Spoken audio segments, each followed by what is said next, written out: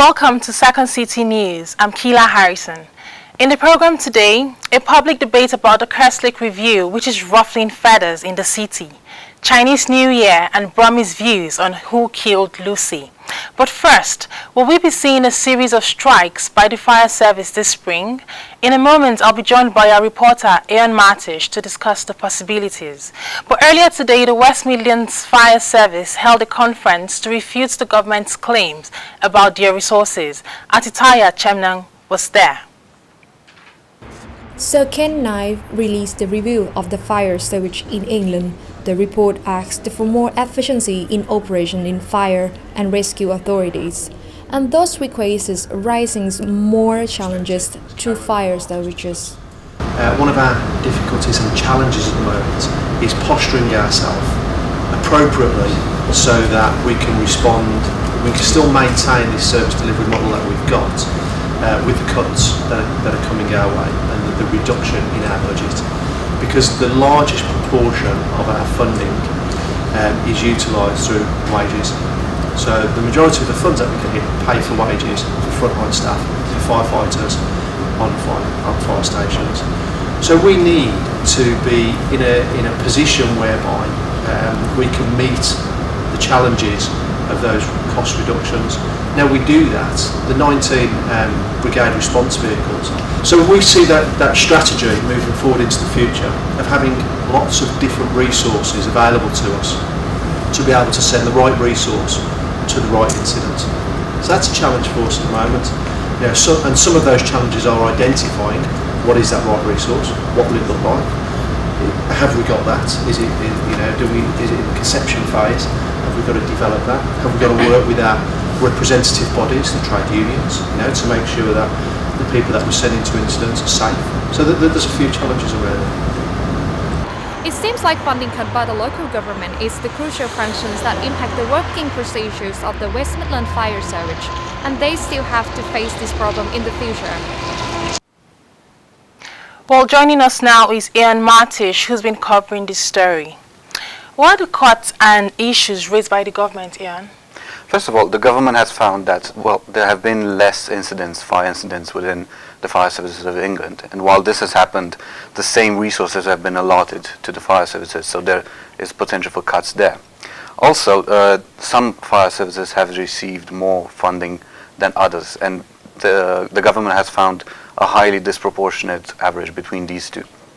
And also, the government claims that there should be more interoperability between the services for better efficiency. All right, and how did the West Midlands Fire Service respond to these claims? The West Midlands Fire Service responded by saying that the decrease in fire incidents was due to their actions towards prevention. Contrary to popular belief, 90% of what the fire service does is teach small businesses and the public how to act in the case of a fire, thereby preventing actual incidents.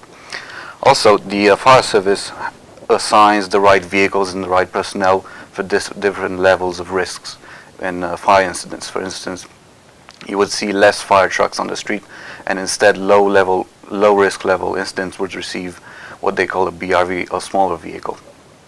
The fire service aim for a standard 5-minute response time, and while this may seem little, it's part of a larger time scale which has been calculated from experiments as to the longest a person could survive in a fire situation.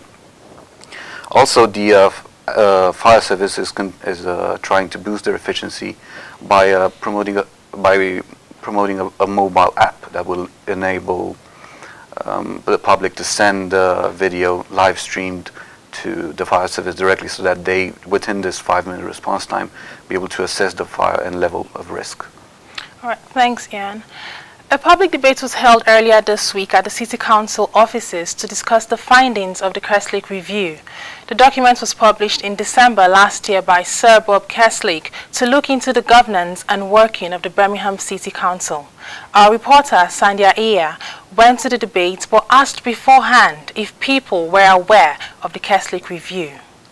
I haven't heard of the Kerslake report yet. No, I haven't. No. No, I've not heard of it. I've heard of Bob Kerslake as a person, but I haven't heard specifically of his review that's been going on. I just haven't read any publicity about that. No. I don't know anything about that. No, not really. Do you know anything about the Kerslake review? To my knowledge, I've not really heard of it at the moment. It's basically the government's report into the workings of the council. Okay, yeah. Yeah, it sounds interesting. I mean, I have no idea what that is. I haven't heard anything about that. Kerslake came, he saw, but we can't get in conquer, we've got to get together. The debate was organised by Pauline Gegan of News in Brum. Other members of the panel included Alex Yip, the Vice Chair of the British Chinese Project, and Catherine State, Director for Institute of Local Government at the University of Birmingham. We've got some damning verdicts and damning indictments from all of us who call ourselves Brummies. A third of our children live in poverty. Issues such as homelessness, children's services and poverty were debated, and many also criticised the Kerslake review for not mentioning other problems like racism and mental health. Behind the children's services, I'm going to ask you to think about something, and something which I think Kerslake was alluding to.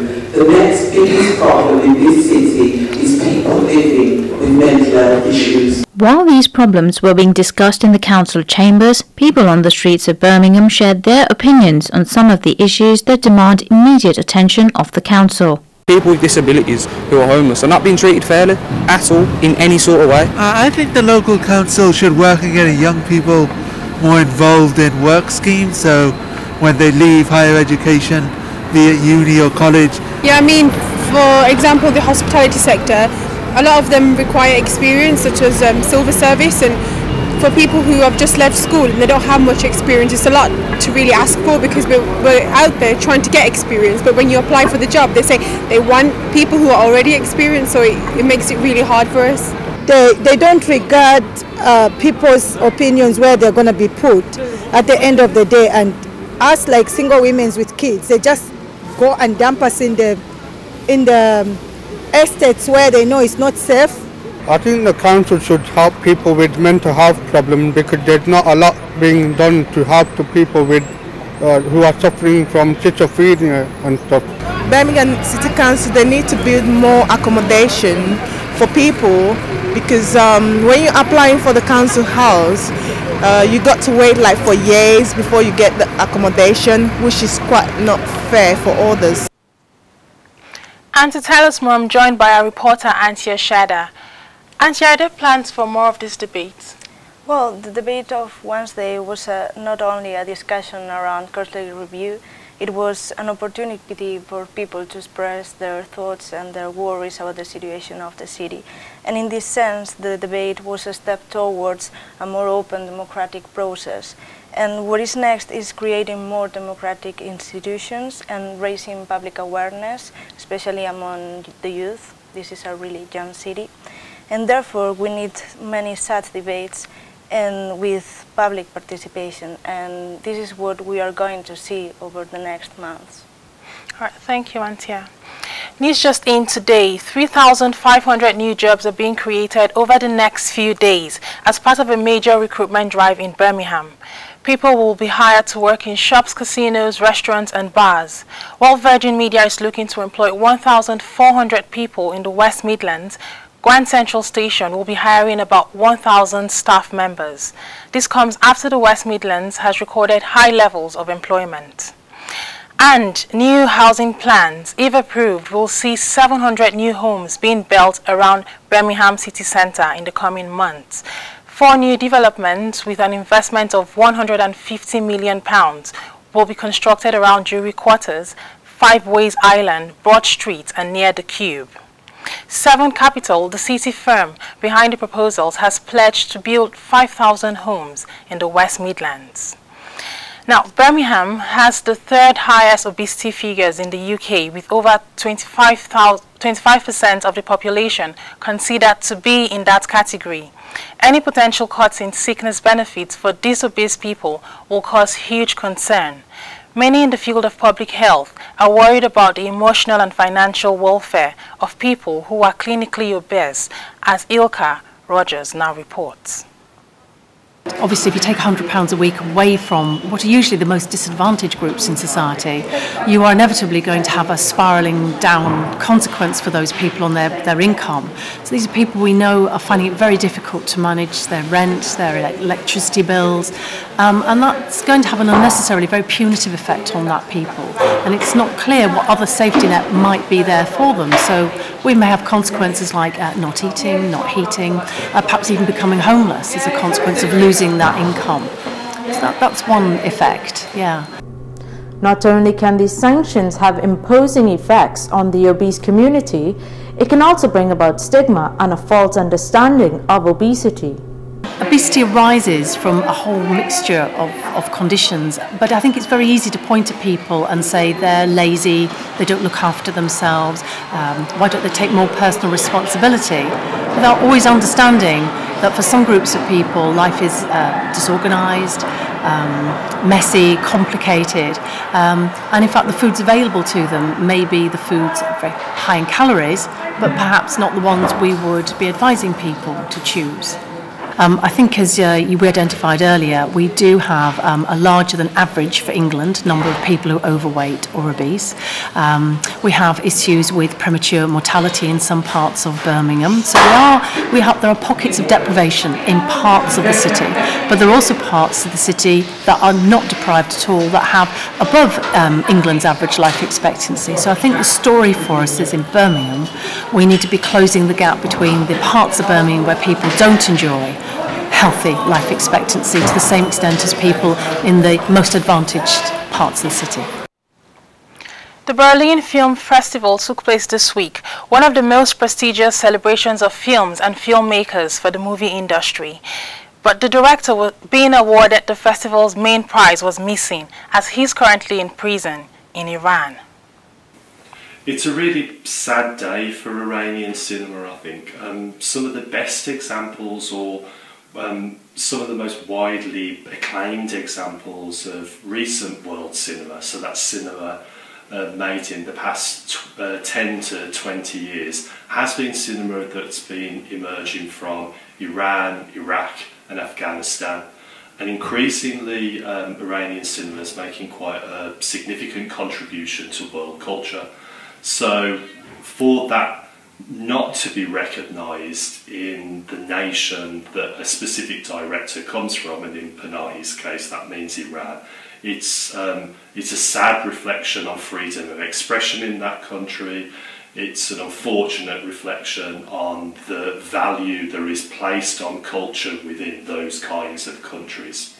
After the Cannes Film Festival, the Berlin Film Festival is one of is probably the most prestigious of European film festivals. So winning an award like the Golden Bear is a really significant achievement for any director, especially directors who are associated with what we generically describe as art cinema. So Derek Jarman in the past has won the Golden Bear. I believe Fassbinder has also won the Golden Bear, and certainly Wim Wenders won the Golden Bear. So it's a really prestigious award, and it's an award that's a recognition of the artistic significance of the director. One of the films being shown at the Berlin Film Festival was 50 Shades of Grey. There's been some controversy over its portrayal of women, but there's also been a warning by the fire service that people who copy some of the more extreme suggestions for Bondage might end up out of pocket. Zijian Wang reports. Of a rise in lovers finding themselves trapped by handcuffs and other household items after being inspired by the movie. Those people will be fined £400, as West Midlands Fire Service worry that this will lead to people distracting them from the real emergency situations. 50 Shades of Grey is on course for a box office haul of at least $500 million worldwide after final totals for the film's opening weekend. The film has created controversy with many people feeling that it's a poor portrayal of women, but film goers in Birmingham are not taking it too seriously. I have no explanation for it, but people do tend to fantasize and copy other people. No, because he wasn't hardcore. It wasn't very hardcore. Yeah. Not like in the book. People ought to know both the theories and the practices that are involved in the act, and if we are to have affection, or if we are to be affectionate to our partners or spouses, it's very good to get insights from others. A fire service spokesman said, "We will always attend a genuine emergency, but we have to warn people they could left with a hefty bill for a call out. They need people to pay attention for it." Yesterday was Chinese Lunar New Year. Our reporter Jingji Wang went out for Second City News to see how the Chinese people are celebrating the Spring Festival in Birmingham.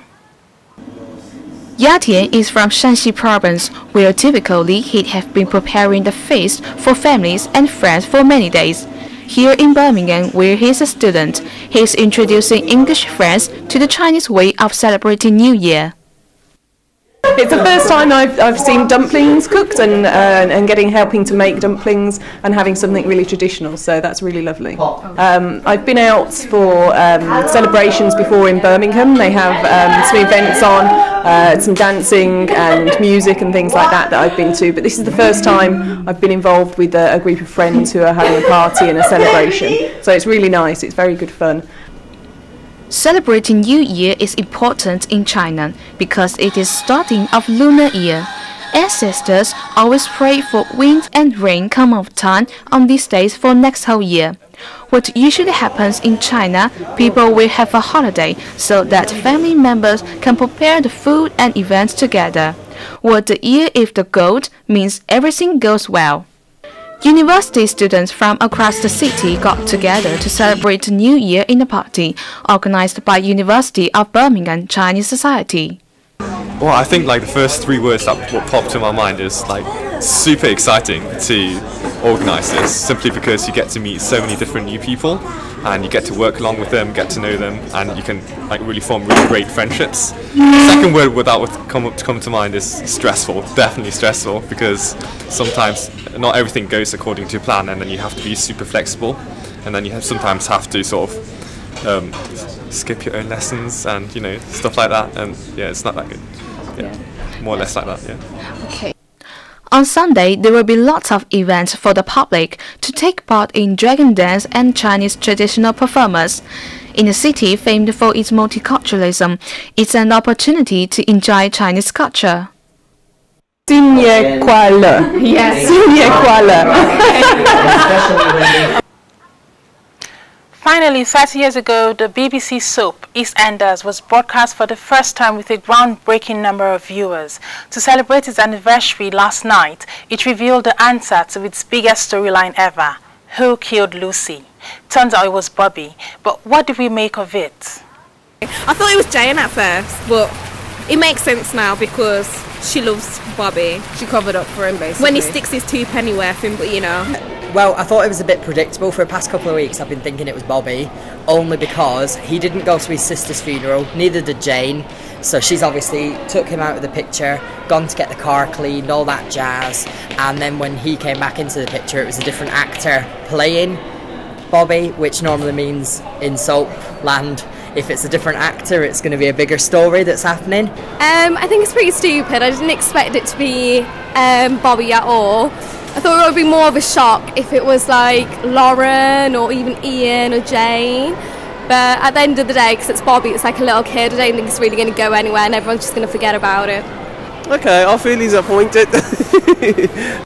And the weather. For the rest of the day, largely dry and bright across the region with sunny spells, but a few showers will push through across the weekend with temperatures of 5 degrees tomorrow, rising to 7 on Sunday. That's it for Second City News for this week. Thank you for joining us. See you next Friday. Have a good weekend and enjoy the Chinese New Year celebrations.